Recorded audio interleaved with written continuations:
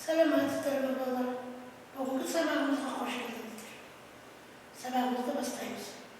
Бүгінгі сабағымыздың тақырыбы әуезов әлемі. Оқу мақсатына тоқталайық. Әдеби шығарманы суреттік композициялық тұрғыдан талдау арқылы ғаламдық мәселелерді тереңдету.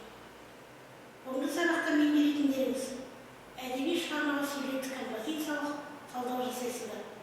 Ғаламдық мәселемен байланыстырасыздар.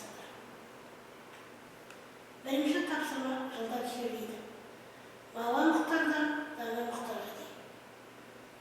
Яғни жылда шыққан жылы мен байқаған қасиет. Дескрипторға назар аударайық. Жылдармен жұмыс жасайсыңдар, өз ойларын ортаға саласыңдар. Екінші тапсырма әуезов әлемі әдеби мұрасы. Мұхтар Әуезовтің бір шығармасын аласыздар, шығарманың атауын жазасыздар. Шығармадағы кейіпкерге тоқталасыңдар, оған мінездеме бересіңдер, өмірдегі мақсаты қандай осы кейіпкердің, және өзіңді пікір жасайсыңдар. Дескрипторға назар аударыңыздар.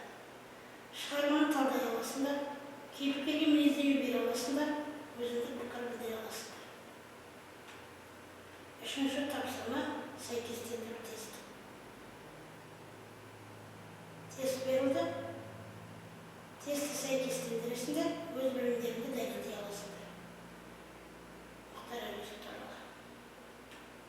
Төртінші тапсырма